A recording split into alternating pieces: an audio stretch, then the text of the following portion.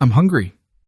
The whisper came from a little girl curled on the cold granite steps of a skyscraper, her dress too fine for her trembling hands and tear-streaked face. Commuters rushed by blind to her. The security guard didn't even glance down.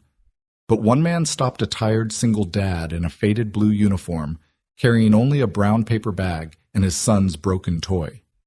Without hesitation, he tore his sandwich in half and held it out. What he didn't know, what no one could have guessed, was that the girl was the daughter of one of the most powerful women in the city, and that woman was standing right behind him. Follow my story to the end and comment the city you are watching from so I can see how far this story has gone. The city was waking fast neon, fading into the pale gray of dawn as glass towers caught the first edge of light. Ethan Cole walked with his head-down boots scuffing the sidewalk. His uniform was wrinkled, the company logo half-faded from too many washes. He carried a lunch bag in one hand, a scuffed dinosaur toy in the other. The toy belonged to Liam, his 7-year-old boy who had begged him not to throw it away. Ethan's nights were short. Between late janitorial shifts and Liam's asthmatic coughs, sleep rarely lasted more than 3 hours. His mornings started with instant coffee gone cold before the mug was half empty. Still he pushed forward. One job led to another, and at least he could keep a roof above their heads. That had to be enough. But that morning, as he neared the towering steel and glass building where he worked, something stopped him. On the broad stone steps sat a girl small, maybe 6 years old, in a neat white dress with ribbons that looked like they cost more than his rent. Her knees were pulled up to her chest. Her face was streaked with tears, and she stared down at the pavement like she wanted to vanish into it. No one slowed. A businessman in a navy suit brushed past, muttering into his phone. A pair of women in heels glanced briefly, then turned away. Even the building's security guard shifted uncomfortably, then looked elsewhere. Ethan paused, shifting his weight, knowing he was already cutting it close to being late. One more write-up, and his supervisor would toss him out without hesitation. But there was something in the girl's eyes when she finally looked up, a raw, quiet panic that tore at him. He walked over slowly, crouching down to her level. His voice softened the way he always spoke when Liam was scared. "Hey, kiddo, you all right?" The girl shook her head quickly, curls bouncing against her cheeks. Then, barely audible, she whispered, "I'm hungry." Ethan blinked. That was it. Just 2 words, fragile and small, and they cut deeper than any reprimand his boss could throw at him. He looked at the bag in his hand. Inside was one sandwich, squashed from being shoved into the bag, nothing fancy. Just turkey cheese and bread he'd bought with clipped coupons. It was meant to last him through the day, the only meal he'd likely get until late that night, when Liam would insist he take the bigger half of whatever dinner they shared. But looking at the girl, Ethan knew the choice wasn't really a choice. He sat down beside her on the steps, ignoring the odd looks from passers-by. Slowly, he pulled out the sandwich, unwrapped the wax paper, and tore it in half with his calloused hands. He held out the larger piece. "It's not much," he said, his voice quiet but steady, "but it's fresh. And right now I think you need it more than me." For a moment, the girl just stared wide-eyed and wary, as though she'd never seen a stranger do something without expecting anything in return. Then, with trembling fingers, she took it. She bit down quickly, almost desperately, as if afraid it would vanish. Ethan offered a small, tired smile. "There you go. Better?"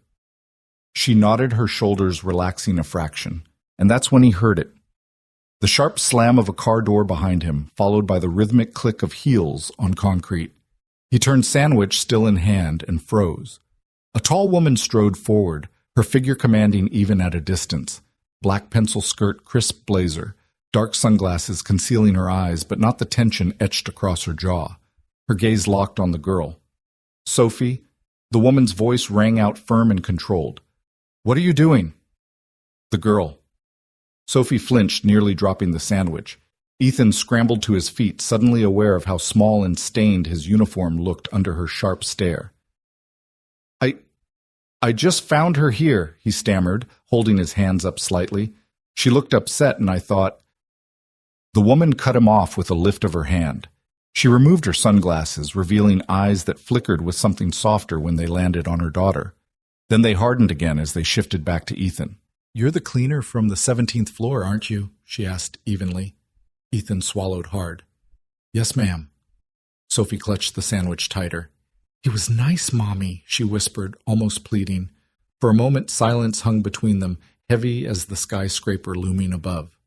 The woman studied Ethan with unnerving precision, as though weighing not just his words, but the life that had carved lines into his face. Finally, she nodded once. "Thank you," she said, her tone clipped, but genuine. "Most people walked right past." She turned to an assistant hovering near the SUV. "Bring the car around." Then her gaze returned to Ethan. "You should probably come with us." Ethan blinked. "Ma'am? You're not in trouble," she clarified, voice quieter now. "But I think we need to talk." Before he could process what was happening, Ethan found himself being ushered toward the sleek black SUV. Sophie clung to his side, still nibbling at the sandwich.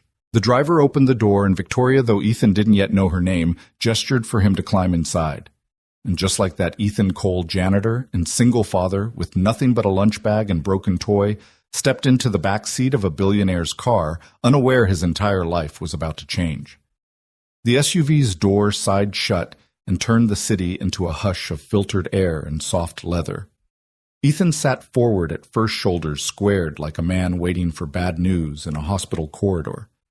The polished window showed a faint reflection of his uniform's frayed cuff and the stubborn cowlick he'd forgotten to flatten. Beside him, Sophie held her half-eaten sandwich as carefully as a bird taking shy bites, and watching him as if fear were a storm that had just passed. The driver eased away from the curb. Jasmine lingered in the cabin, someone's perfume, delicate and precise. An assistant in the front passenger seat held a tablet without looking back, the woman across from him. Sophie's mother sat with her ankles crossed, hands folded, sunglasses now tucked into her blazer. In the quiet, the SUV felt like a small courtroom where grace and judgment kept changing seats. "My name is Victoria Hale," she said, voice steady, eyes sharper than her tone. "I run Hale Dynamics, and I'm Sophie's mother." Ethan nodded once, uncertain whether to speak. The company logo on his chest suddenly felt louder than anything he could say. "I saw what you did on the steps," Victoria continued. "You gave away your lunch to a stranger's child without looking around to see who was watching. It wasn't a calculation," Ethan said, hearing the gravel in his own voice. "She said she was hungry." Sophie's feet bumped the seat, and she flinched, then tucked them under her. "It was good," she whispered. "Turkey and cheese." Ethan's mouth tipped toward a smile. "Best there is." Victoria studied him, not the smile, but what it cost.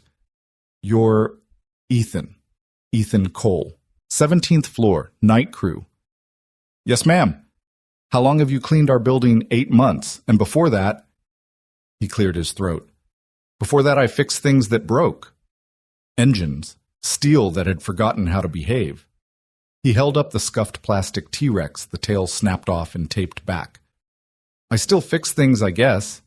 "Mechanic?" she asked. "Since I was 19. He paused. "Till the world got complicated." Outside the avenue unfurled buses exhaling at corners, a woman jogging with a golden retriever, a food cart steaming on a side street. The city mocked and comforted in the same breath. Ethan let the rhythm of the tires buy him a second. "My boy Liam. He's 7, he said. Asthma's been worse this year. Nights are long. His inhaler ran out once while I was between checks. That's not a story I tell twice." He swallowed. "So I took a second shift wherever I could. Someone from your facilities team offered night. I said yes before he finished the sentence." "Where is Liam now?" Victoria asked. "At school. Miss Albright's class. He keeps a drawing of a brontosaurus in his backpack because he thinks it'll make the math less mean." Sophie perked. "I like brontosauruses.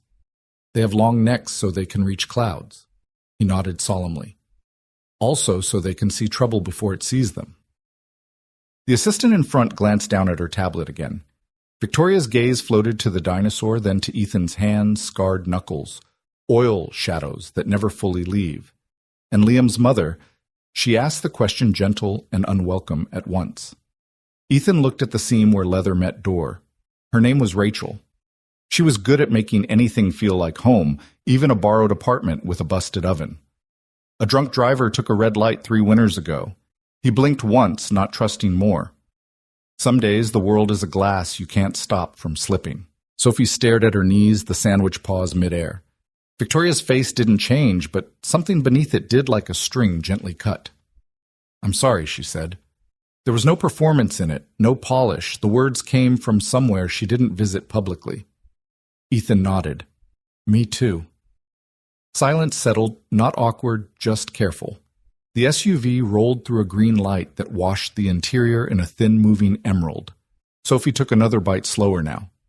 "Do you have more sandwiches?" she asked, a child's hopeful audacity. "Just the one," he said lightly. "But if I'd known we were having company, I'd have doubled up." Victoria's mouth gave the smallest impression of a smile and then retreated. "Our security team lost track of Sophie this morning," she said, shifting to the other ledger in her mind. "She ran after an argument with her nanny. She hates transitions. I kept telling myself that independence was a love language, but apparently it's also a disappearing act." She exhaled not quite a sigh. "We were searching the building and the plaza." "You found her first," Luck Ethan said. "Not luck," Victoria countered. "Attention." You looked down instead of away. He didn't know how to carry a compliment from someone like her, so he set it down between them carefully. "I was late already," he admitted, "but sometimes minutes way different." The assistant looked back now. "Ms. Hale?" "I can patch in Chief Ramirez to brief." Later, Victoria said without removing her eyes from Ethan. She leaned forward slightly. "Mr. Cole, do you know how many people work under this roof?" "A lot," he said. "More than a small city. 12,000 and change. I can measure most of them. Outputs, margins, velocity. But kindness." Her head tilted. "That keeps resisting my spreadsheets." Sophie, content for the moment, leaned softly against Ethan's arm like an apology. He stilled, surprised by the trust, then allowed it, careful not to move too quickly. He thought of Liam's warm forehead pressed to his shoulder when the wheeze finally eased at 2:06 a.m. He thought of how many times he'd wanted the world to be gentler for a child. "I'm not sure what you want from me, Ms. Hale," he said quietly. "I've got 14 minutes before I'm officially late to wipe fingerprints off those elevator buttons your people love to press." "What I want," she said, "is a conversation." "With a janitor." "With a father," she corrected. "A human being who did something admirable when everyone else invested their eyes elsewhere." The driver turned into a garage ramp that circled down, then leveled into a reserved lane. The SUV slowed as if reluctant to break the spell. Victoria's posture softened an inch. She spoke in a voice pitched for only the three of them. "Mr. Cole, do you ever feel like you're standing on the wrong side of the glass?" she asked. "Like there's a room with heat and music and the good silver, and you're in the alley listening to it." Her eyes flicked to the window, then back. "I have been on both sides of that glass. The view can lie either way." "You're asking the wrong man if he knows alleys," Ethan said with a rough chuckle. "I'm asking the right one," she said. The SUV glided to a stop near a private elevator bay. The assistant opened her door, then Sophie's. The little girl slid out and without ceremony kept hold of Ethan's sleeve. He stepped onto polished concrete like a man walking into a museum barefoot. "We can talk in my office," Victoria said, climbing out. "Privacy matters." "Am I in trouble?" Ethan asked, half joking, half true. "If you were Victoria said you would not be in my car." She glanced at Sophie. "And you wouldn't still be holding my daughter's attention." Sophie craned her neck toward him. "Do you clean dinosaurs too?" she asked. "Every night," he said. "They track in more mud than you'd think." Victoria keyed the elevator a quiet beep that sounded like permission granted. The doors opened to a space with soft light and a faint scent of Edison bulbs warming. A security monitor went dark as they stepped in, as if even the cameras knew better than to intrude. The assistant stayed behind fielding calls that pinged like distant rain. The doors closed. The elevator rose smoother than most cars drove, floor numbers counting up in restrained gold. Ethan watched his reflection multiply in the mirrored steel, the line in his jaw from too many clenched nights, the threadbare collar, the plastic dinosaur now absurd in this chrome and amber carriage. "I can't pay you back for the sandwich," Victoria said suddenly. Gaze straight ahead. "I don't mean money." "You don't have to pay me at all," Ethan said. "That's the problem," she replied, and then softened it with a small breath. "No, not a problem, a reminder." That the ledger I keep isn't the only one that matters. The city slid open around them through glass terraces dressed in early light, a river wrinkling like silk, a sky that promised weather by noon. Sophie leaned her head against the paneling and hummed tunelessly. Ethan's hands found each other, fingers locking and unlocking like wrenches on a stubborn bolt. Mr. Cole, Victoria said gently, "How many people have ever asked you what you think?" He studied the floor's herringbone metal. "About mops, plenty. About people. Few," he admitted. "Fewer when I tell the truth." The elevator slowed with a whisper, settled, and opened into a corridor that looked like sound had to ask permission before it spoke. A receptionist at the far end stood up too quickly and smoothed her jacket.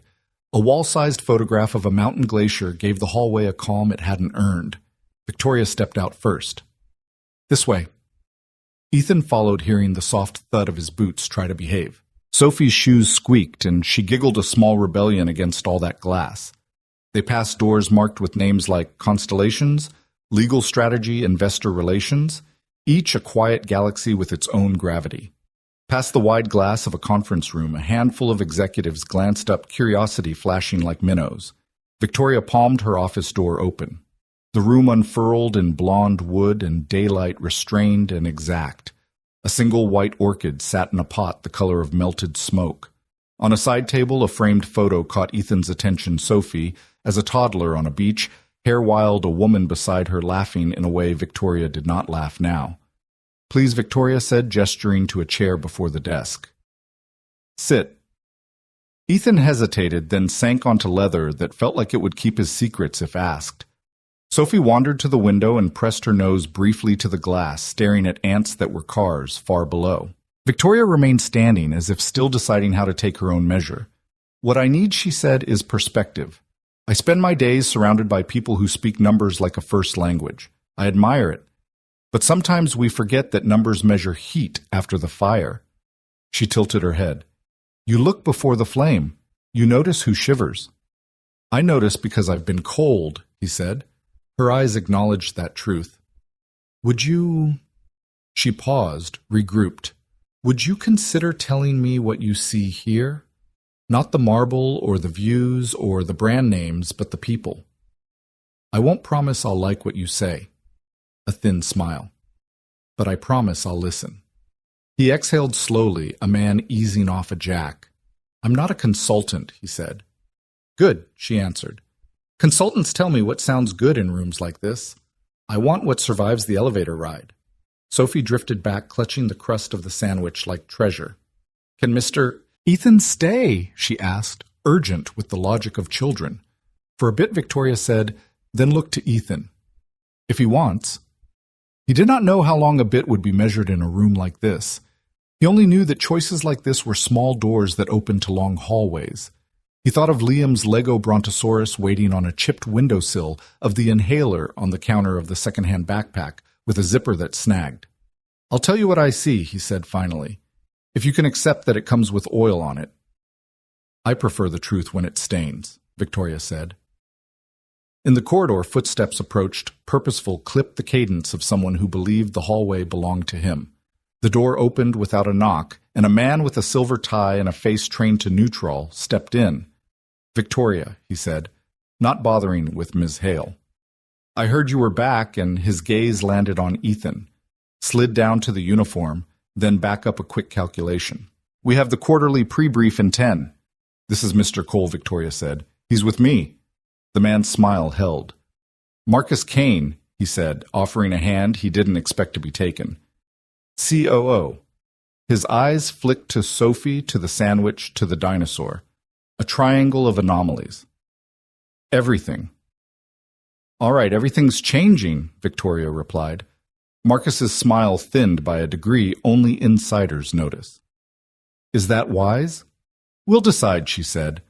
"You have 10 minutes. Use 9. She nodded toward the door. He left on a glide that made no sound and still managed an echo. Ethan looked at the hand Victoria placed on the desk, steady as a gavel. She met his eyes, and for the first time since the steps allowed something like hope into the room. "Start at the beginning," she said. He did. And by the time he finished describing what fear feels like in a hallway, and how a good idea dies when interrupting becomes a sport, the clock on the wall had already surrendered its 10 minutes and begged for more. Outside, the city brightened, unaware that inside something much braver than an agenda was assembling. When she finally spoke again, Victoria didn't ask for a report or a deck. She said, "Walk with me," as if the next door led to a different kind of day. The hallway outside Victoria's office buzzed with restrained tension like a violin string pulled too tight. Ethan followed her, Sophie trotting at his side, still holding the crust of the sandwich, as if it were a ticket to something larger. Every set of eyes they passed in the executive wing seemed to ask the same silent question. "What is he doing here?" Victoria ignored them all. Her stride was decisive, the click of her heels echoing off glass and marble. Ethan had to lengthen his steps to keep up his boots muffled against the carpet in ways they never were on the linoleum of the 17th floor. Sophie clutched his sleeve with her small fingers, anchoring him in a world that felt too sharp, too polished.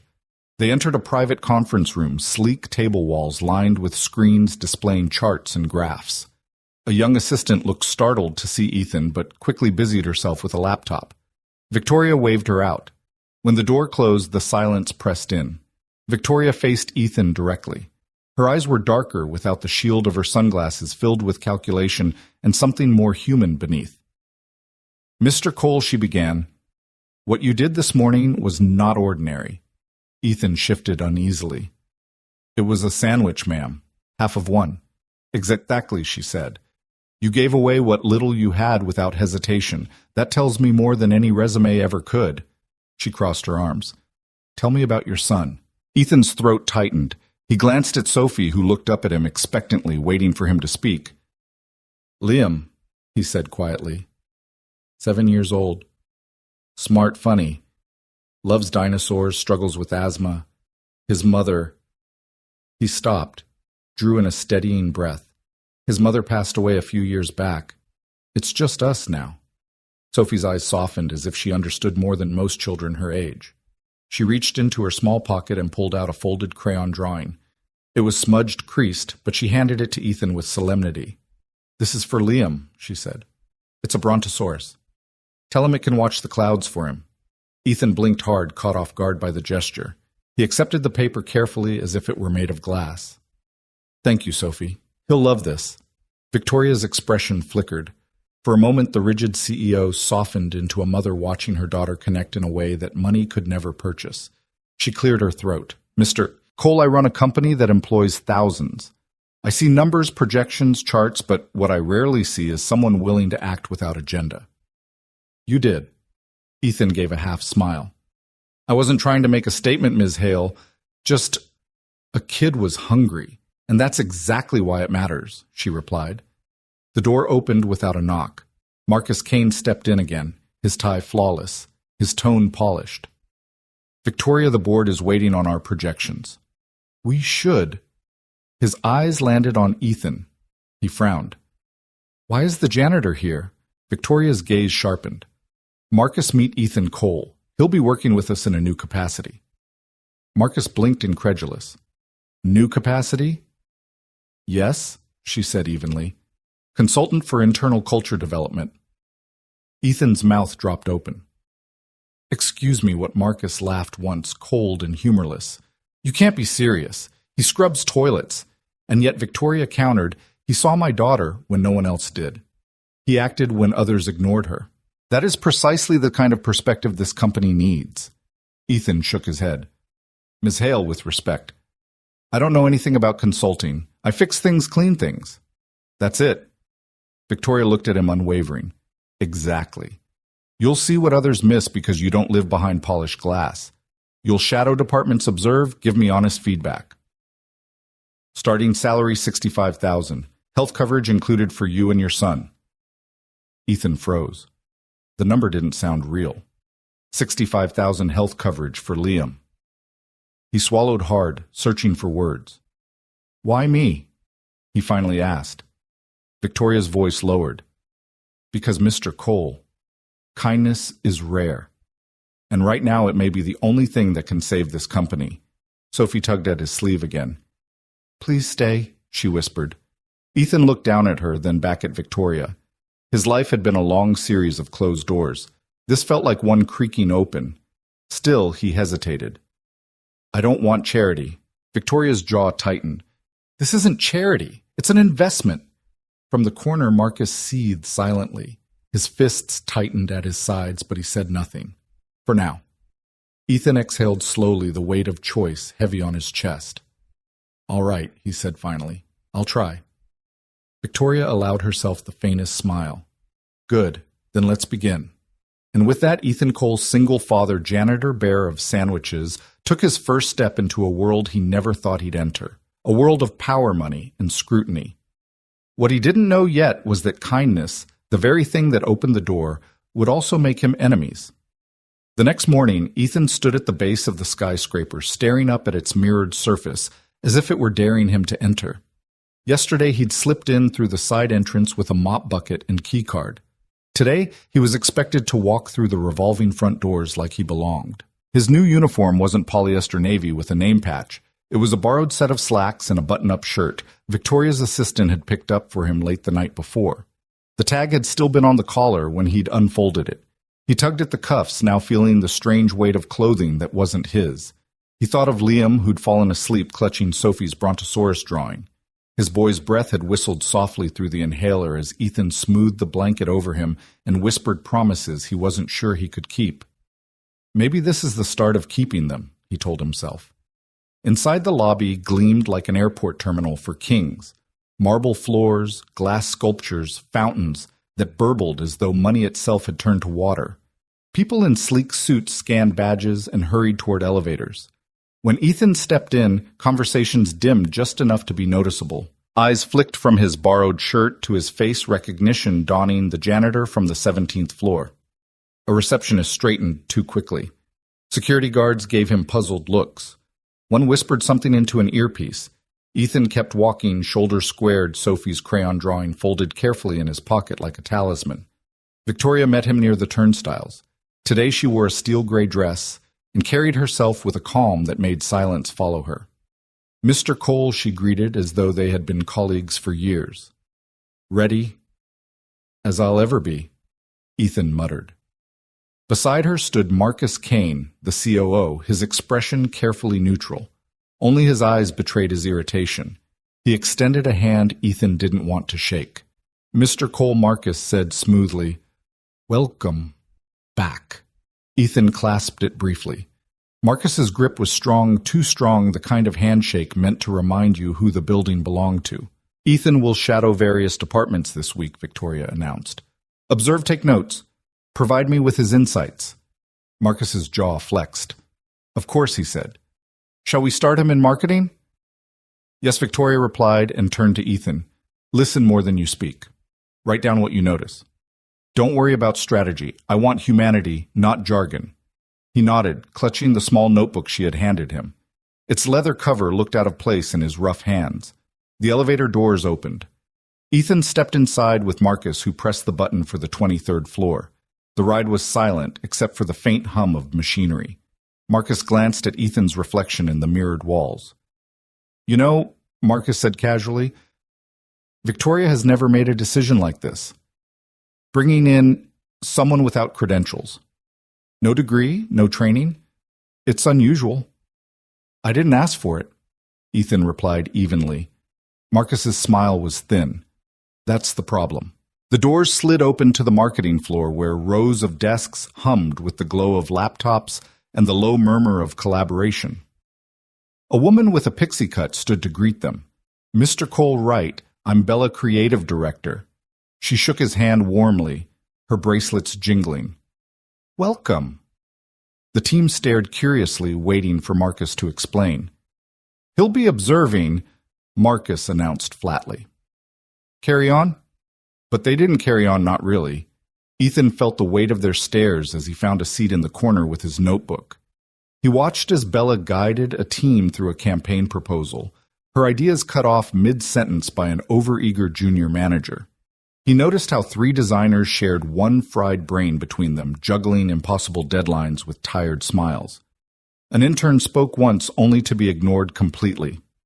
Ethan's pen scratched quietly. Ideas die when no one listens. Fear louder than creativity. Intern invisible. Bella second-guesses self. At lunch, employees gathered in small clusters. Ethan sat at the edge of the room, pulling out his paper bag. This time there were 2 sandwiches inside he'd made an extra that morning. He ate one slowly, setting the second aside with the crayon drawing folded beneath it. Sophie's words echoed, "Tell Liam the Brontosaurus can watch the clouds for him." Someone whispered nearby, "That's the janitor, right?" Another voice, "Yeah. What's he doing here?" Ethan didn't look up. He wrote in his notebook instead. Respect earned by title fades fastest. Respect earned by kindness stays longer. When the workday ended, he rode the elevator down with Marcus again. The COO tapped away at his tablet, pretending Ethan didn't exist. Ethan glanced at his reflection in the polished steel. He barely recognized the man staring back, shirt-pressed notebook in hand, stepping out of the shadows and into something uncertain. At the lobby, Victoria waited. "First day?" she asked. Ethan hesitated. "Your company's smart," he said slowly, "but scared. People walk on eggshells." Her eyes sharpened. "Good. That's what I need you to tell me." Marcus frowned but said nothing. And as Ethan left the building that evening, the city lights flickering awake, he couldn't shake the feeling that he'd just stepped onto a road with no map and no way back. The next morning, Ethan arrived early, notebook tucked into the pocket of his borrowed slacks. His nerves hummed, but beneath them was something sturdier, a quiet determination. Liam's wheezy breathing had kept him up half the night, yet when Ethan left the apartment, his son had stirred just long enough to mumble, "Go fix things, Dad." The words clung to him like armor. On the 23rd floor, the marketing team was already gathered around a whiteboard scrawled with half-finished slogans. Coffee cups cluttered the table. Bella, the creative director with the pixie cut, looked harried but determined. Ethan slipped quietly into a chair along the wall, pen poised. He didn't speak. He just watched. One by one, the team pitched ideas for the upcoming product launch. A junior associate named Kyle tried to contribute, his voice tentative. Before he could finish, another manager cut him off. Kyle fell silent, shrinking into his seat. Ethan scribbled. Young blood silenced. Confidence crushed early. Bella's campaign title hung in the air like a fragile balloon. Each time she defended it, her words grew softer, drowned by louder voices. Ethan noted the flicker in her eyes, leader who doubts herself because others interrupt too often. 3 designers worked feverishly on mock-ups, their shoulders slumped from fatigue. Ethan recognized the look. It was the same posture he saw in the mirror after triple shifts. He wrote, "Overworked." Burnout disguised as productivity. The meeting ended with half the team dissatisfied and none of the problems solved. Ethan closed his notebook slowly. The room felt heavy, not with failure but with exhaustion nobody dared name. At lunch, he headed for the cafeteria, the smell of overbrewed coffee mixed with the tang of reheated food. Clusters of employees sat in their usual groups, the silos obvious, even at the lunch tables. Ethan found a corner seat, pulling out his paper bag. Inside were 2 sandwiches. He'd made them before dawn, just as he had yesterday, one for himself, one to keep aside. The act had become ritual, a reminder of how small things mattered. He set the second sandwich down gently on the table next to Sophie's folded drawing. A woman carrying a salad tray glanced at him curiously. "You're the new consultant, right?" Ethan smiled faintly. "Something like that." "Odd choice," she murmured, but her tone wasn't cruel, just baffled. "People are talking." "People always talk," Ethan said softly. "The trick is listening for what they're not saying." That afternoon, he shadowed the design pod. Their space buzzed with frantic energy music, playing low-stress palpable. Ethan sat quietly jotting notes as they sketched, revised, argued, and sighed. He noticed how they stayed long past their allotted hours, yet no one thanked them. Later, walking the hallway, Ethan caught sight of Marcus through a glass office wall. The COO was speaking to 2 board members, his gestures sharp, his expression hard. When Marcus's eyes landed on Ethan, he paused mid-sentence, the corners of his mouth curling into something that wasn't quite a smile. Ethan looked away, unsettled. He knew that look. It was the look of a man planning something behind closed doors. By evening, Ethan returned to the maintenance lounge, the one place in the building that still smelled like home, disinfectant, floor wax, metal pipes, humming. He sat heavily, pulled out his phone, and played Liam's voicemail again. Dad, I built a dinosaur with 25 Legos. 25, I miss you. Did the CEO lady say hi today? Ethan's eyes closed. The sound of his son's excitement steadied him. He whispered to the empty room. Yeah, kid. She said hi, and maybe this means something for us. But he couldn't shake the truth written in Marcus's stare that kindness might have earned him a seat at the table, but it had also painted a target on his back. And somewhere deep in the halls of Hale Dynamics, whispers had already begun. Victoria's office was quiet, except for the low hum of the city outside the glass wall. Ethan sat across from her notebook, balanced on his knee. His shoulders sagged from the long day, but his eyes held steady. Victoria studied him like she might study a quarterly report searching for the figure that didn't add up. Well, she asked at last. Her arms were crossed, one brow lifted. You've had a week of watching. What do you see? Ethan leaned back, exhaled, and spoke slowly. Your company's smart, sharp as a blade, but blades cut both ways. People here are walking on eggshells. They don't hate the work, they're terrified of slipping. Every word feels like it's measured. They're not loyal, they're just surviving. Her lips pressed thin. She turned toward the window, the city sprawled below in ribbons of traffic and neon. You're not wrong, she murmured. Ethan hesitated, then continued. It's not the deadlines or the stress. It's fear. They're afraid that one mistake means they're done. That's no way to build anything that lasts. Victoria turned back, her expression unreadable. You speak like you've run a company. He gave a soft, tired laugh. I've run nights with a sick kid and no insurance.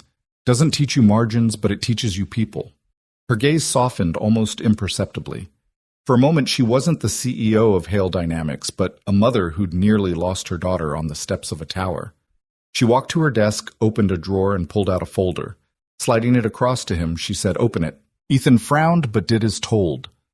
Inside was a formal contract letterhead signatures numbers that made his stomach flip. It was a provisional appointment, consultant for cultural development. Hale Dynamics, salary, $65,000. Full health benefits for employee and dependents. He blinked, stunned. This can't be real. It's very real, Victoria said. I want you here. You saved Sophie. You gave her kindness when she was scared. And you've already seen truths most people here can't or won't. Ethan shook his head, overwhelmed. Miss Hale, I'm a janitor. I don't belong in rooms like this. She stepped closer, her voice calm but unyielding. Mr. Cole belonging isn't a title. It's what you bring. And you've brought something we've been missing, humanity. He looked down at the contract again, his throat tight. For Liam, for all the nights spent counting coins for inhalers, this was more than a lifeline. But still, doubt gnawed at him.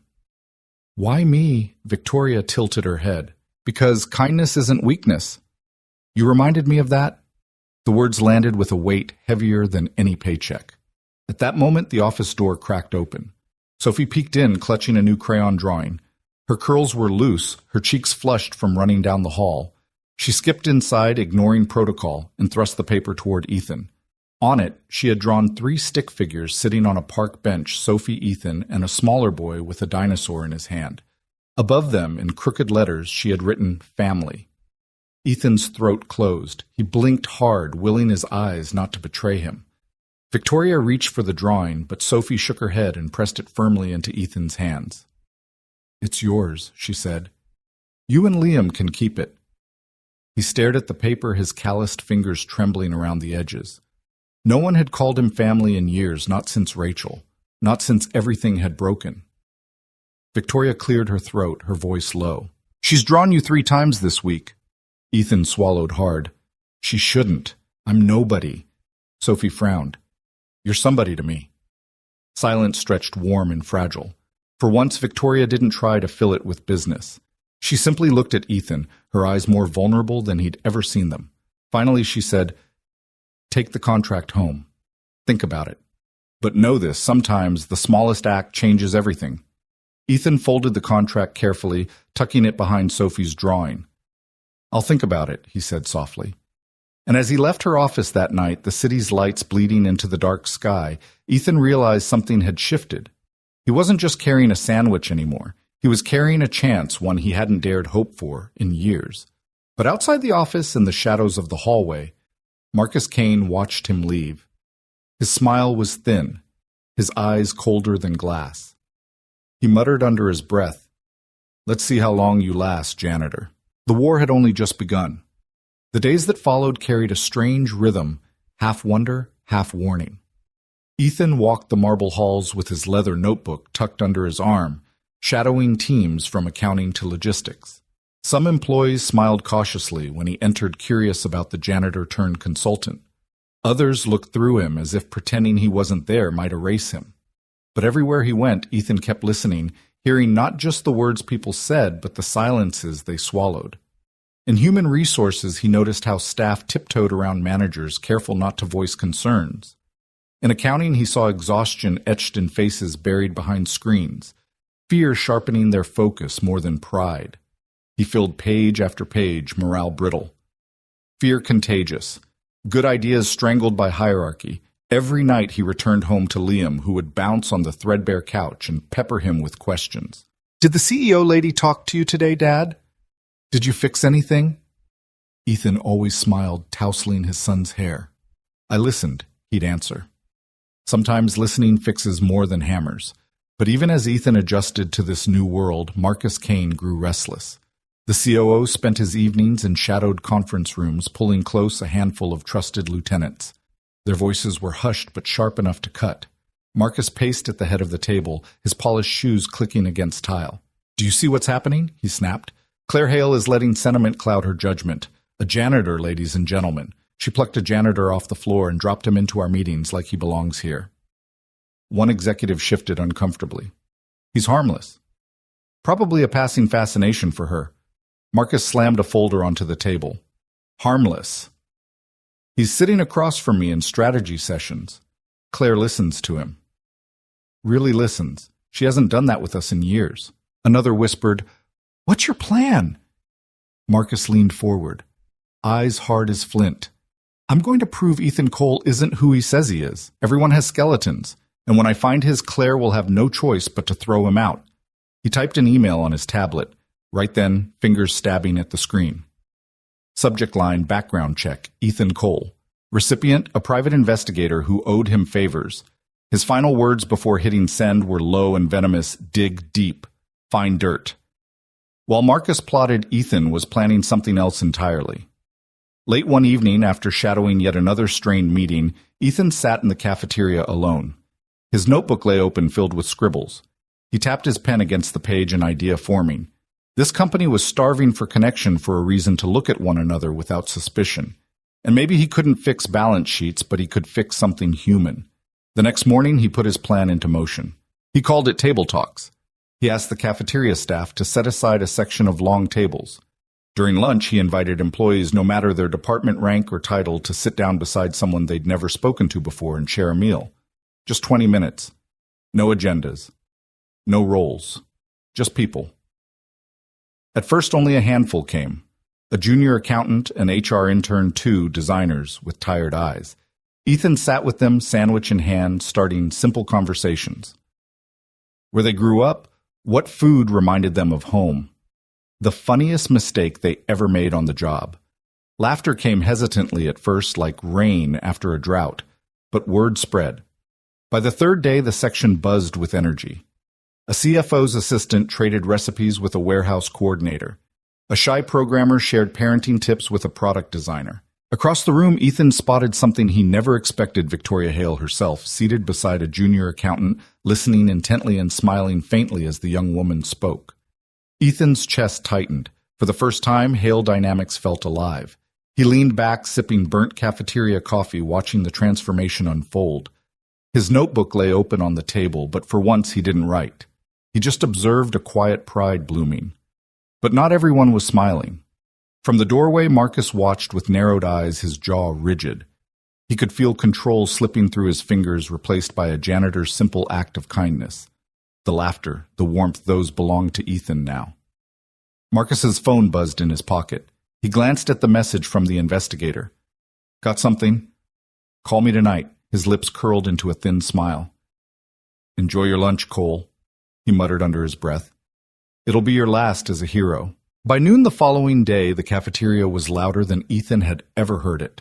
Conversations overlapped, laughter spilled between tables, and strangers leaned toward one another with the ease of old friends. "Table Talk's the sign," Ethan had scrawled in marker on a piece of poster board sat taped to the wall, crooked but proud. He lingered at the edge, coffee in hand, watching it all. Employees from finance sat beside engineers. A receptionist swapped stories with a product manager. Kyle, the timid junior associate from marketing, was telling a joke, and people were actually laughing with him, not over him. Ethan caught himself smiling. This was what he'd wanted to see people remembering, that work didn't have to mean fear. It could mean connection. Across the room, Victoria Hale sat at a table with two entry-level analysts. Her blazer was still immaculate, her posture precise, but there was something softer in her expression. When one of the analysts nervously explained an idea, Victoria listened. Really listened, and then said words no one thought she was capable of. "You're doing a great job." The analyst's eyes widened as though they'd been handed gold. Around them, whispers spread. If Victoria Hale could say that, maybe the culture truly was changing. Ethan ducked his head, not wanting credit. He sipped the coffee, burnt and bitter, but it tasted like hope. And then the storm hit.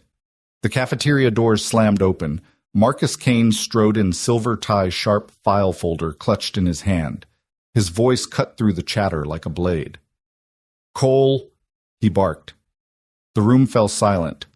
Forks paused halfway to mouths, conversations froze. Ethan set down his cup slowly and turned. Marcus held up the file.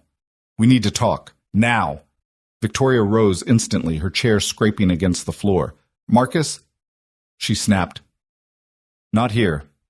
But Marcus ignored her, his eyes locked on Ethan. "I ran a background check," he announced loudly, his words echoing off tile and glass. "And guess what? Our janitor-turned-consultant forgot to disclose a few things." A ripple went through the room.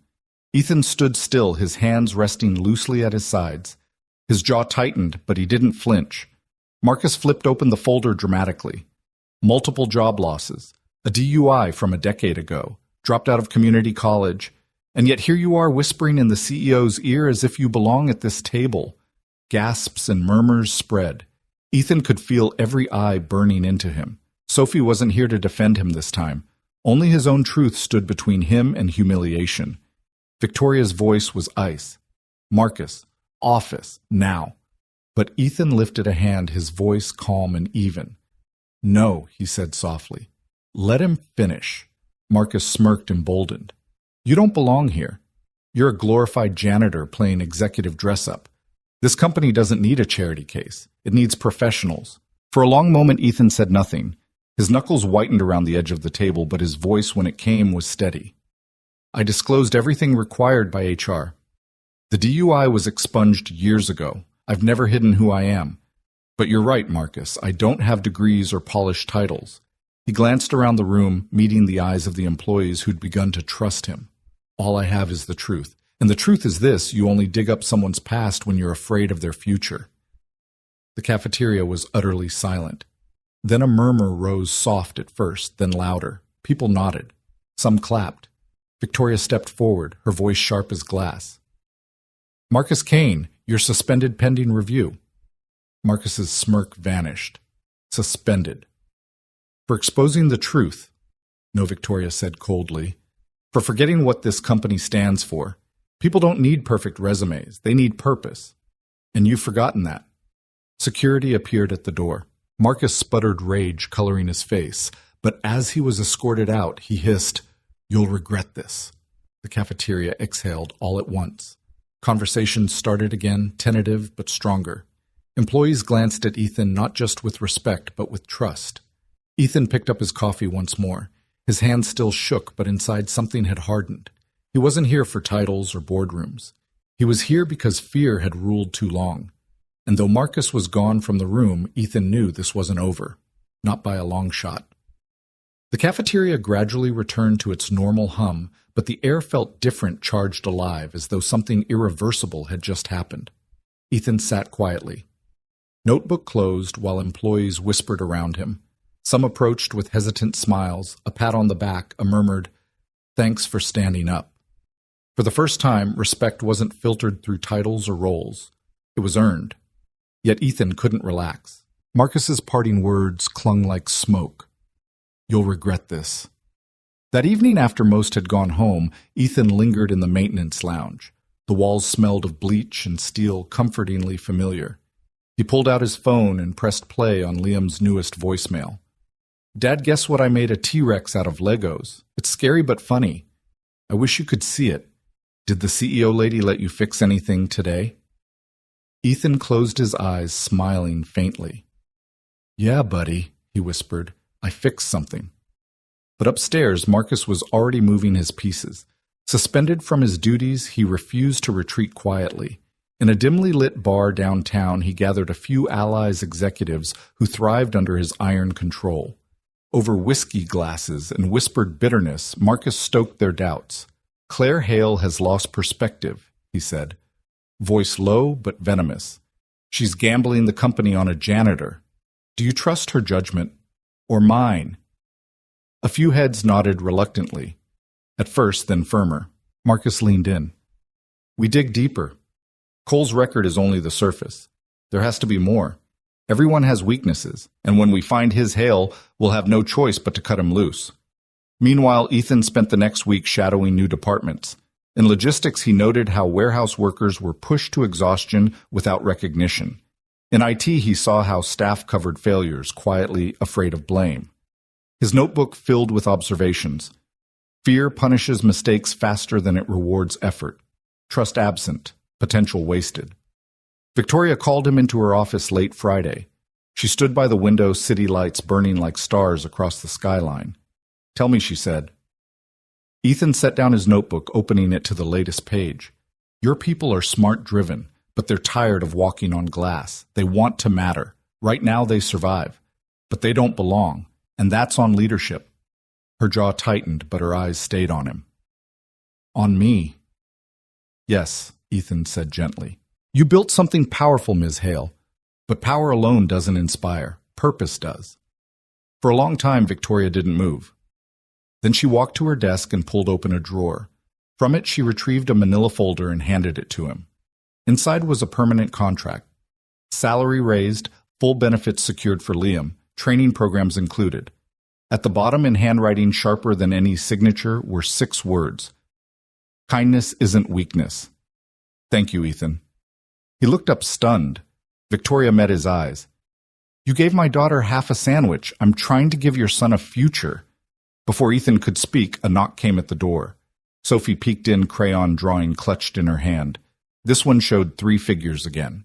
Sophie, Ethan, and Liam standing beneath a giant brontosaurus with clouds above its head. "She's drawn you 3 times this week," Victoria murmured. Ethan swallowed hard, emotion pressing against his throat. He crouched down, meeting Sophie's bright eyes. "Thank you," he said softly. Sophie grinned. "You're my hero, Mr. Ethan." Victoria watched silently, her expression unreadable. For the first time in years, the walls of her office felt less like barriers and more like windows.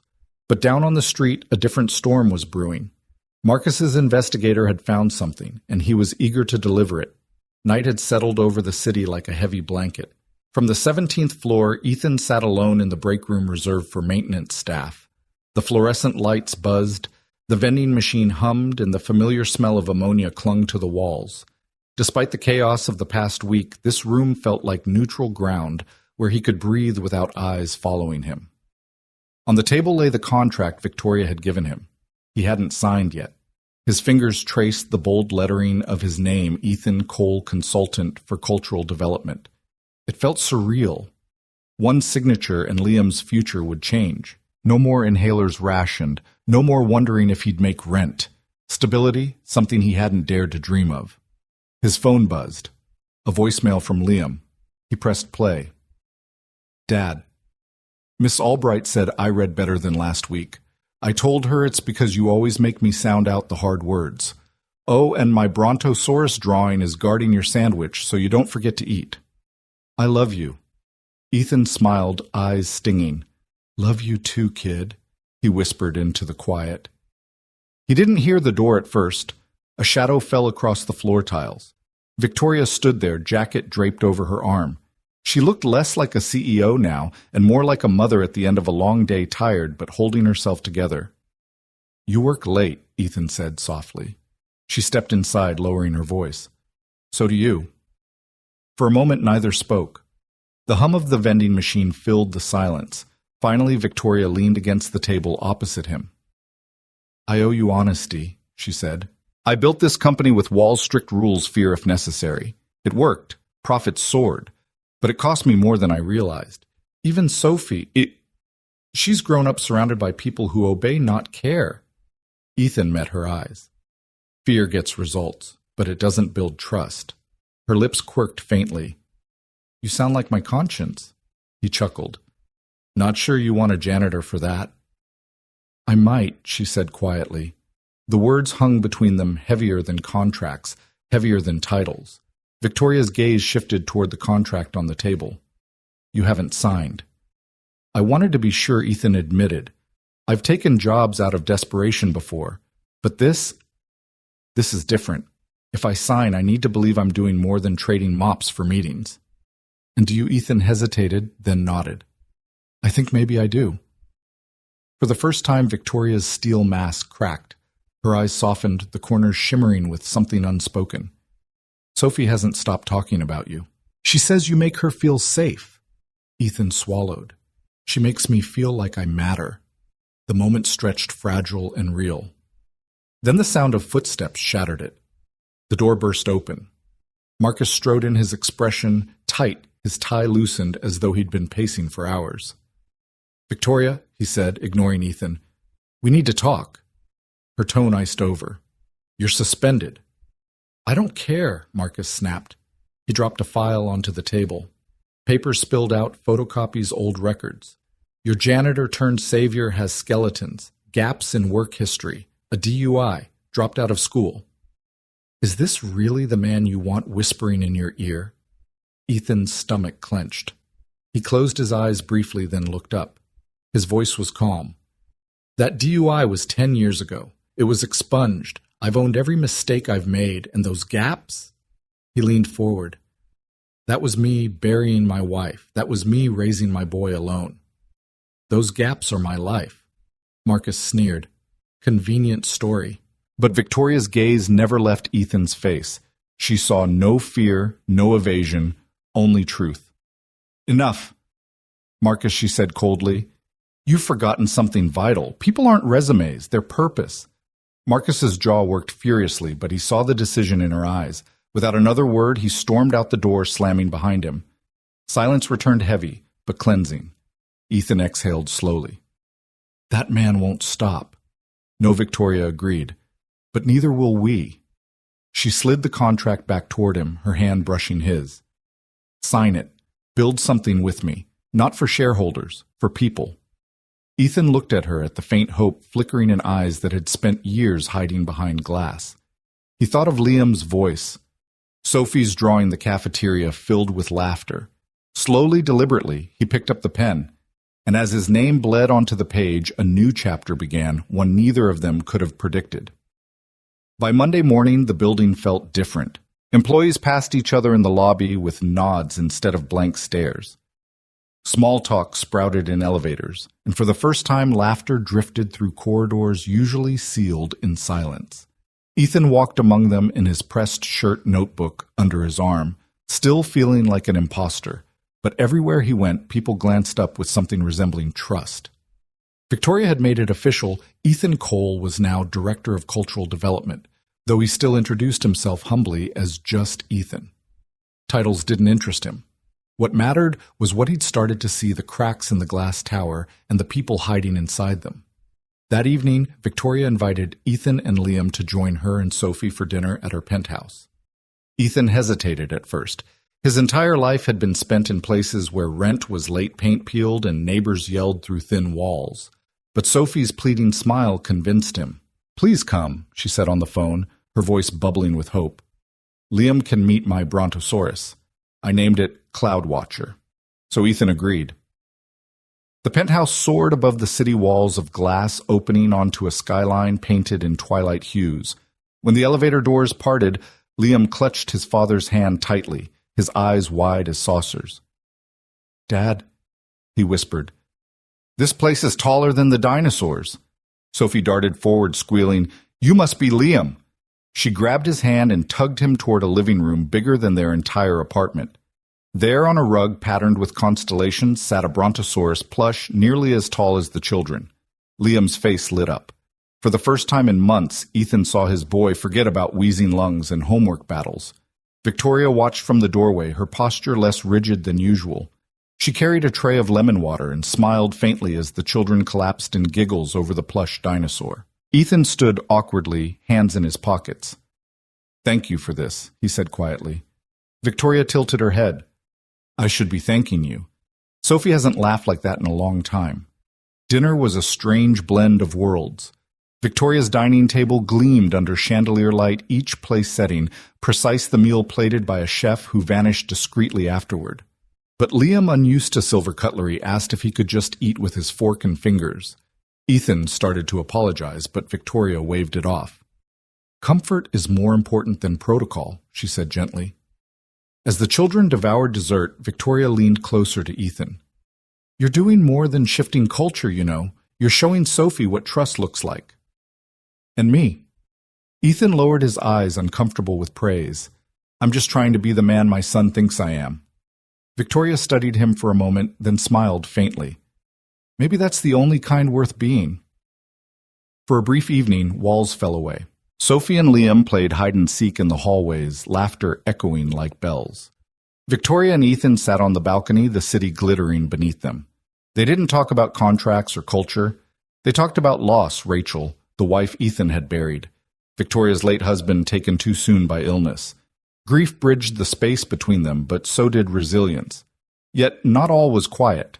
While they laughed softly over the children's antics, Marcus Kane was hard at work in the shadows. Banished from his duties, he had not been idle.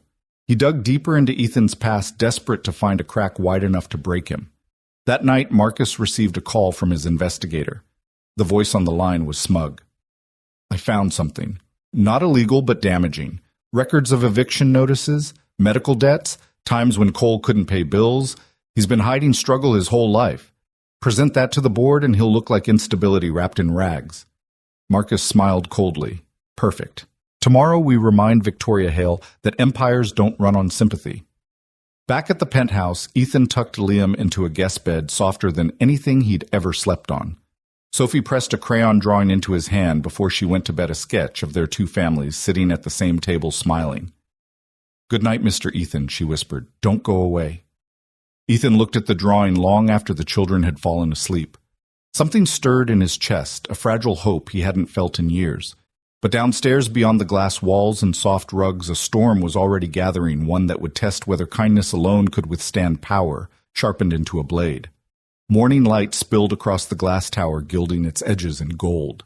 From the outside, Hale Dynamics looked invincible steel glass and wealth stacked 100 stories high. But inside, cracks were spreading like hairline fractures in ice. Ethan arrived early, as he always did. He carried Liam's crayon drawing tucked into his notebook, its crooked lines a reminder of what mattered. As he walked through the lobby, employees nodded to him. A custodian gave him a quiet thumbs up. A junior analyst whispered, "Thanks for yesterday."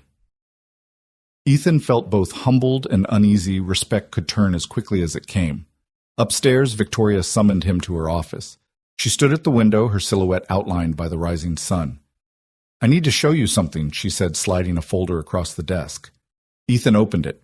Inside were spreadsheets, columns of numbers, expense reports, projections. But one detail stood out. Funds had been moved from internal development accounts to Shell's subsidiaries. The amounts were staggering. "This isn't just sloppy accounting," Victoria said grimly. "It's manipulation. Someone's been rerouting money, hiding losses." Ethan frowned, flipping through the pages. Who has access? Marcus, she answered without hesitation, and a handful of executives loyal to him. He's been careful, but not careful enough. You stumbled close to it with your notes about overworked staff and missing resources. I think he's been bleeding us from within to keep control. Ethan closed the folder, his jaw tightening. What are you going to do? I should fire him outright, Victoria said. But Marcus knows this company's underbelly. If I move too quickly, he'll spin it. The board will believe him. They already think I've lost perspective because of you. Her eyes locked on his. I need evidence, real proof, and I need you to help me find it. Ethan felt the weight of her words. He was no investigator. He was a father, a man who used to fix carburetors and mop floors. Yet somehow he had become the hinge on which an empire turned. Why me? He asked quietly. Because Marcus underestimates you, she said simply. That's your advantage. Ethan thought of Liam of Sophie's plea not to leave. He nodded slowly. All right, let's do it. That night Ethan stayed late, combing through files in the maintenance lounge where few would notice him. He traced missing funds, followed digital breadcrumbs. His calloused fingers smudged ink as he scribbled in his notebook, Marcus moving money into personal shells, using staff fear to cover gaps. The deeper he dug, the angrier he grew. People were burning themselves out while Marcus lined his pockets.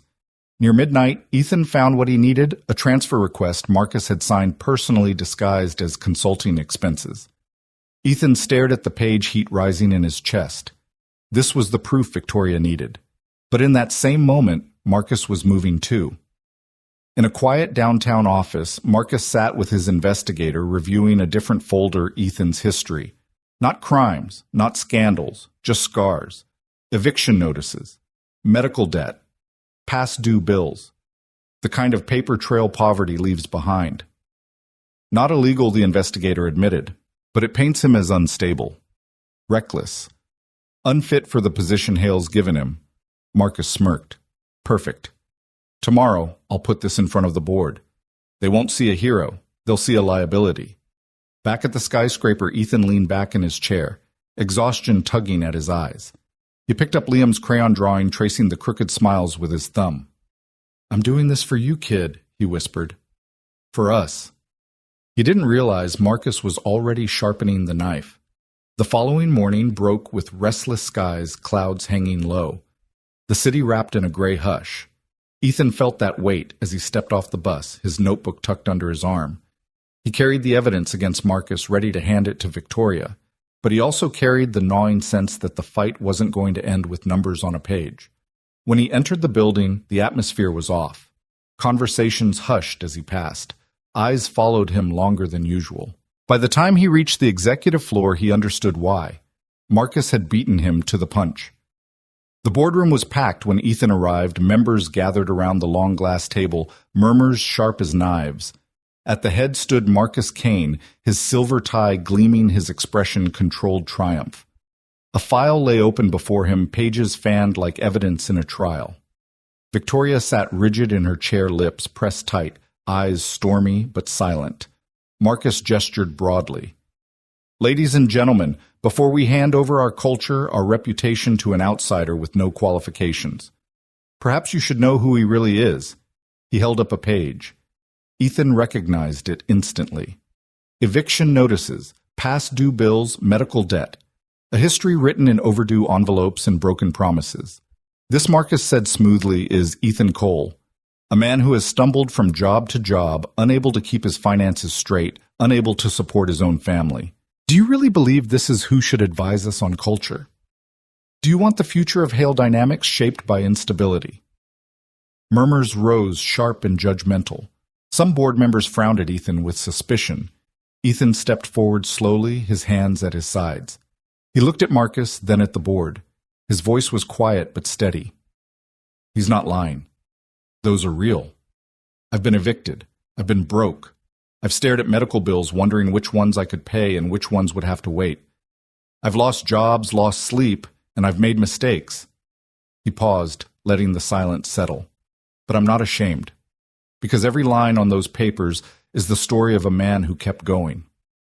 I buried my wife after a drunk driver took her from me. I raised my son alone through nights when his asthma nearly stole his breath, and I worked every job that would take me no matter how hard to keep him alive. He looked around the room, meeting each pair of eyes. Yes, I've failed, but those failures taught me more about people than any degree or title. They taught me that what people need isn't perfection, it's purpose. And that's something you can't buy with a resume. For a long moment, the room was silent. Then a soft voice broke it. He's right. All heads turned. Sophie had slipped quietly into the boardroom, a folded piece of paper clutched in her small hands. She walked to Ethan and pressed it into his palm. He opened it slowly. A drawing, him holding a sandwich standing between two stick-figure children. Above them in shaky letters, "You're my hero, Mr. Ethan." Sophie looked up, her voice clear despite its tremble. "He gave me food when I was hungry. He makes me feel safe." "Isn't that what heroes do?" The board shifted uncomfortably. Some averted their eyes. Others softened. Victoria rose, her chair scraping against the floor. Her voice was firm. "Marcus, this stops now. You've forgotten what leadership means. It isn't about spotless records. It's about courage, about the willingness to see people not just numbers." Marcus's face darkened. "You're ruining this company for sentiment." "No," Victoria snapped. "You nearly ruined it by bleeding us dry." Gasps rippled through the room. Ethan stepped forward, placing the folder of evidence he'd uncovered onto the table. "Marcus has been rerouting company funds into shell accounts. This isn't about me, it's about him." The board erupted, papers shuffled, voices rose. Marcus paled, then tried to recover. "This is fabrication signed by you," Ethan cut in, pointing to the transfer request with Marcus's own signature. Security entered the room at Victoria's nod. Marcus's bravado collapsed into fury. "You'll regret this, Hale," he hissed as they took him by the arms. His eyes seared into Ethan. "And you, this isn't over." He was escorted out the door, slamming behind him. Silence lingered. Then Victoria turned to Ethan, her voice softer. "You gave my daughter a sandwich. Today, you gave this company back its integrity. Thank you." Ethan looked at Sophie's drawing again, his throat tight. He wasn't sure about integrity or heroism or even belonging. All he knew was that he'd faced the storm and hadn't run this time. The storm Marcus left behind didn't clear overnight. It lingered in whispered doubts and the cautious glances of executives who wondered whether Victoria Hale had staked too much on one man's decency. Though Marcus was escorted out, his words still echoed in board members' ears. "Do you really trust him with your future?" The board convened an emergency session the following week. Victoria faced them alone. Her usual poise sharpened into steel. Ethan sat quietly at the back notebook, balanced on his knee, though the room felt like a courtroom, and he the defendant. "We are not here." Victoria began to debate resumes or polished records. "We are here to decide what kind of company we want to be." One board member, a man with silver hair and a voice like gravel, leaned forward. "We cannot build an empire on sentiment. Investors demand results, not sob stories." Victoria's gaze was cold. "Then perhaps you've forgotten results are built on people. And when people are driven by fear, they give the minimum. But when they're driven by purpose, they'll give you everything." Another member frowned. "Purpose doesn't pay dividends." Ethan cleared his throat softly. All eyes turned. He hadn't been asked to speak, but he rose anyway, steadying his voice. "With respect, purpose pays more than dividends. It pays loyalty. I've seen it in your hallways these past weeks." People laughed in the cafeteria again. They started to trust each other. That didn't happen because of fear. It happened because for the first time they felt seen. The silver-haired man scoffed. "And what makes you the authority?" Ethan held his gaze. "Because I've lived on the other side of your numbers. I've been the man fired when profits slipped. I've been the father who had to choose between rent and medicine. And I can tell you fear might keep people's heads down, but it won't keep them here. They'll leave. Or worse, they'll stay and give you nothing of themselves." The board fell into uneasy silence. Victoria seized the pause. "Give me 30 days. Let Ethan's initiatives continue. If productivity and retention don't improve, you can vote to terminate his position. But if they do, you'll see that investing in purpose is the smartest decision you've ever made." The board members exchanged wary glances, then nodded reluctantly. 30 days, the chairman said. No more. When the meeting ended, Ethan followed Victoria into the corridor. His chest felt tight, not with fear, but with the sheer weight of expectation. 30 days, he muttered. That's not much time. Victoria's expression softened. It's enough. I trust you. The word startled him. Trust simple, rare, priceless. He nodded. Then I'll give it everything I have. That night, Ethan worked late. He sketched out an idea on the whiteboard in the maintenance lounge, a program to connect departments through mentorship pairing senior staff with juniors and cross-functional teams. Not to talk about numbers, but about stories, what drove them, what they wanted out of their work. He called it Project Anchor. The next week, the program launched. Slowly at first, then with momentum. Employees began sharing meals, then stories, then ideas. Productivity ticked upward, not because deadlines loosened, but because people rediscovered why they cared. The intern Kyle, once silent in meetings, pitched a campaign idea that caught fire. Bella, the creative director, led with new confidence, no longer silenced. Victoria walked through the halls and saw faces lift toward her instead of away. For the first time, she felt her company breathe. But Marcus wasn't gone. Not really. In a shadowed office across town, he leaned back in a leather chair, watching reports trickle in. His lips curled into a cold smile. Enjoy your 30 days, Cole, he muttered. I'll make sure it's your last. The first 2 weeks of the 30-day trial passed like a storm, rolling in reverse, tension, receding color, returning to gray skies. The halls of Hale Dynamics, once stiff and sterile, now buzzed with small bursts of humanity. People stayed an extra 10 minutes after meetings to talk, not because they had to, but because they wanted to. Ethan saw it everywhere. Kyle, the intern, once silenced, now spoke freely in brainstorming sessions. Bella, the creative director, stopped second-guessing herself and began mentoring juniors who admired her quiet grit. Departments that once worked in silos were sharing resources, even celebrating small wins together. Project Anchor was working. Victoria noticed it too. Walking the corridors with Ethan at her side, she saw employees lift their heads, some even daring to smile. It unsettled her at first. Smiles weren't something she'd associated with efficiency, but as the reports came in, numbers didn't lie, productivity ticked up, turnover slowed, absenteeism dropped. One evening, she called Ethan into her office. She held up a printout of metrics, her face unreadable. Do you see this? Ethan braced himself. Bad. Her lips curved just slightly. The opposite. Employee satisfaction is up 17% in 2 weeks. Engagement scores doubled. That's unheard of. Ethan shrugged, uneasy with praise. People just needed permission to matter.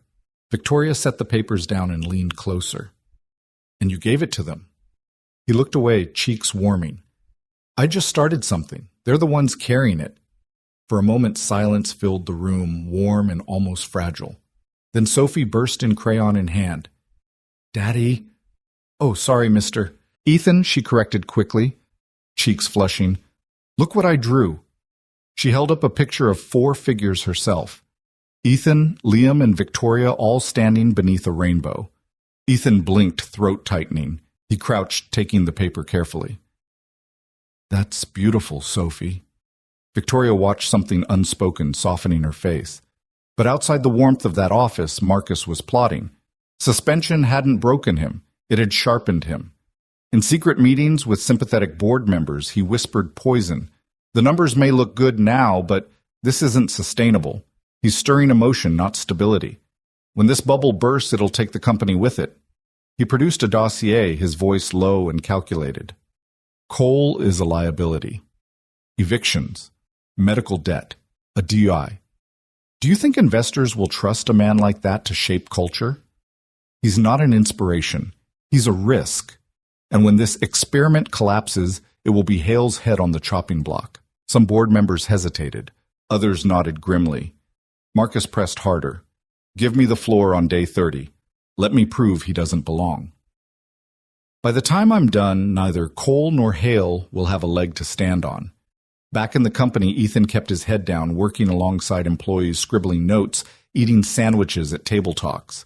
Yet he couldn't shake the unease in the air. One evening, after another long day, he sat in the maintenance lounge, staring at Liam's latest voicemail. Dad? I got a gold star in reading today. I wish you were there. Can we get pizza Friday? I'll share mine with you. Ethan smiled tiredly. Yeah, buddy, we'll get pizza. Always.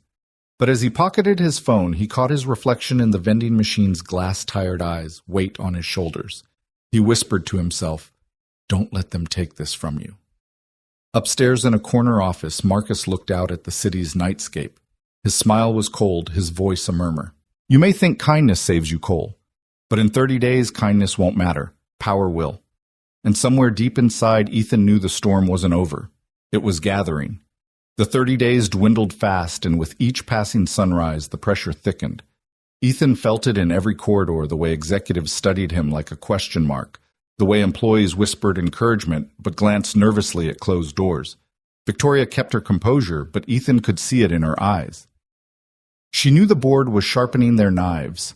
The day of reckoning arrived with a chill rain streaking down the tower's windows. Ethan was summoned to the top floor, where the board convened in their grand chamber, a room lined with mahogany and portraits of past leaders glaring down like judges from another century. Marcus was already there. Though suspended, he'd managed to charm his way back into the room, armed with a stack of papers and that same silver tie. His smile was razor thin. The chairman cleared his throat. We are here to assess whether this cultural initiative has merit. Mr. Kane has evidence to present. Mr. Cole, you may respond. Marcus rose smoothly. Ladies and gentlemen, I warned you, this company cannot be guided by sentimentality. And today I'll show you why. He clicked a remote and the screens lit up with charts and graphs. At first they looked damning short-term metrics.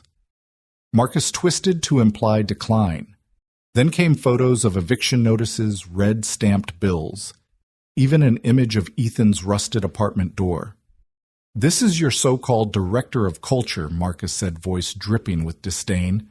A man who can't even manage his own life. Do you expect him to manage the soul of Hale Dynamics investors will laugh us out of the market? The board murmured some nodding. Marcus pressed harder. And this supposed improvement in morale temporary. Manufactured. When the bubble bursts, the damage will be irreversible. Are you willing to gamble billions on a janitor's pity project? He sat smug, certain of his victory. Ethan rose slowly, clutching his notebook. His voice was quiet, almost fragile, but it carried. Marcus is right about one thing. I've been broke. I've been evicted. I failed more times than I can count. He paused, letting the weight settle. But those failures taught me more about people than any title. They taught me that fear makes people small. Purpose makes them great. He flipped open his notebook, sliding forward sheets of testimony, handwritten notes from employees who had joined Project Anchor. Stories of interns finding their voices, designers rediscovering creativity, managers learning to listen. This isn't theory. This is your people. They are not surviving anymore. They are beginning to belong. The board studied the papers, voices hushed. Marcus leapt up, waving his hand dismissively. A few feel-good anecdotes. You can't run a corporation on crayon drawings and cafeteria laughter. At that, Victoria rose. Her voice sliced through the noise. Enough! The room fell silent. She stepped forward, her gaze locked on Marcus. You accuse me of sentiment, Marcus, but I accuse you of sabotage. She lifted a folder Ethan had given her. Here are the transfer requests you signed, funds rerouted into your shell companies. Embezzlement plain and simple. Gasps echoed around the chamber. Marcus paled. That's fabrication? Signed by your hand, Victoria shot back, slamming the page onto the table. The board erupted in chaos, members demanding explanations, security already moving. Marcus' sputtered face blotched with rage. He pointed at Ethan, his last weapon. This is his doing. He set me up. Ethan shook his head calmly. No, Marcus, you set yourself up. I just stopped looking away. Security gripped Marcus's arms. He thrashed once, then sagged. His voice dropped to a hiss as they dragged him toward the door. This isn't over, Cole. You don't belong here. And when this all burns down, you'll burn with it. The doors slammed shut behind him. Silence lingered like smoke.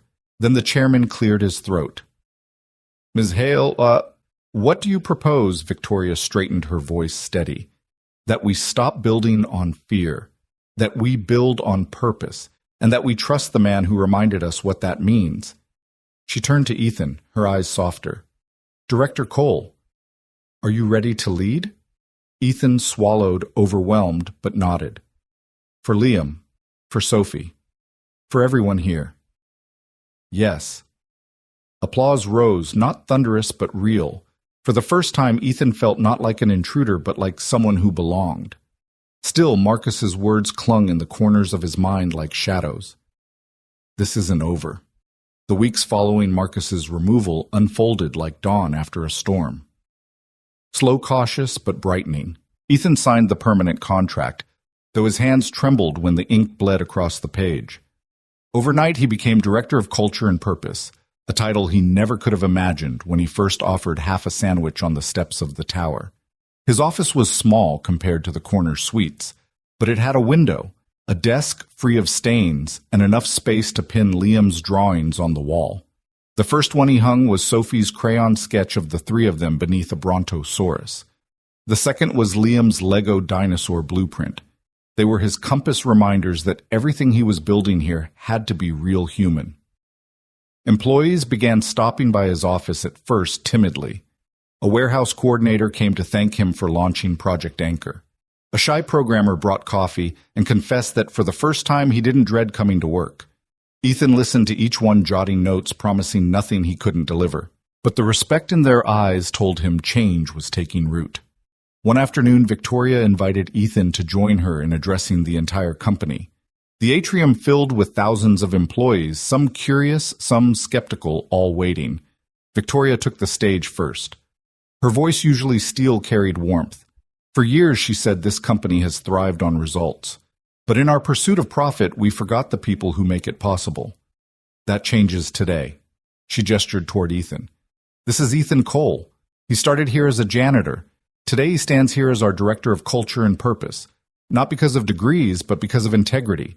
He reminded me and all of us that kindness builds stronger than fear. The room rippled with applause, hesitant at first, then swelling. Ethan stepped forward, gripping the edge of the podium. His throat tightened, but he spoke from the only place he knew truth. I'm not here to give speeches, he began. I'm here because one day I saw a little girl sitting on the steps outside, hungry and scared. I shared my lunch, that's all. But it reminded me that the smallest acts can change everything. We don't need to be perfect. We just need to care. Sophie, sitting in the front row beside Liam, beamed proudly.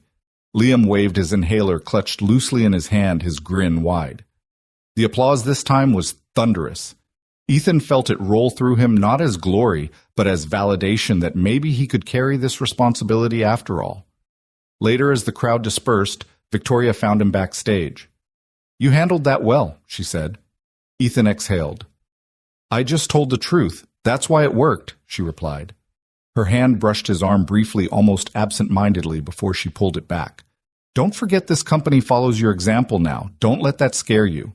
It does, he admitted. She allowed herself the faintest smile. Good. That means you'll lead with care. But in the quiet of his office that evening, when the building had emptied and only the city's lights glowed through the window, Ethan found himself staring at Sophie's drawing again. He traced the crooked rainbow, the uneven letters spelling family. His chest tightened. Was he becoming more than an employee to them? To Victoria. The thought both warmed and terrified him. Outside, unseen, Marcus sat in a dark sedan across the street, watching the tower blaze with light. His hands clenched the steering wheel knuckles white. His voice was a whisper, lost in the hum of traffic. You think you've won, Cole. But shadows last longer than light. Ethan had no idea the fight wasn't over. It was only pausing. Spring arrived with a softness the city hadn't felt in years. For Ethan, the days were no longer counted in mop shifts or overdue bills. They were measured in the way Liam's cough grew lighter and Sophie's laughter echoing down glass hallways in the subtle warmth spreading through the company that once lived on fear. On a Saturday, Victoria invited Ethan and Liam to the park. The air smelled of budding trees and grilled hot dogs from street vendors.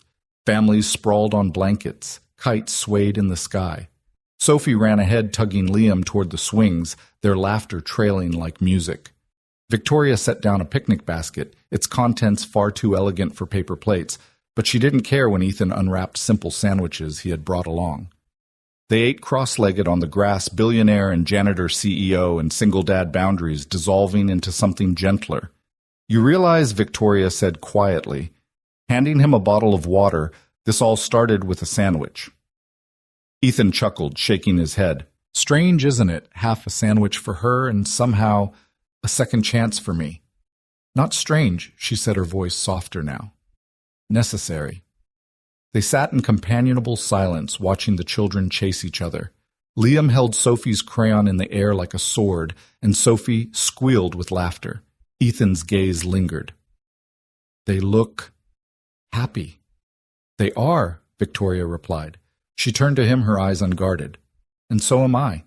You've reminded me of something I forgot a long time ago, that people aren't numbers to be managed. They're lives to be honored." Ethan swallowed hard. "I'm no hero. I'm just a dad trying to do right by his boy." Victoria smiled faintly. "Sometimes that's the greatest heroism of all." The sun dipped lower, spilling gold across the park. Sophie ran back with Liam, both of them carrying a new crayon drawing. They thrust it into Ethan's lap. 4 figures stood beneath a rainbow: Ethan, Liam, Sophie, and Victoria. Above them, scrawled in shaky letters, was one word: family. Ethan blinked back, the sting in his eyes. He looked at Victoria. She didn't look away. For once there were no walls, no boardrooms, just 2 parents and their children finding something like home. But as laughter rose around them, Ethan couldn't shake a quiet unease. In a city built on power, shadows always lurked at the edges. Somewhere out there Marcus was waiting, his bitterness coiled like a storm. Still for now, Ethan let the moment breathe. He pressed the crayon drawing flat with his palm, smiled at the children, and whispered to Liam. Sometimes the smallest things turn into the biggest second chances, and in that fading light, hope felt real. Your thoughts will help us create meaningful stories. And if you want to hear more powerful healing stories like this, don't forget to subscribe to the channel, click the bell icon so you don't miss any new episodes. And most importantly, share this video with people who need a little hope today. Thank you so much for your time. We hear you, we listen to you, and we are honored to tell these stories for you.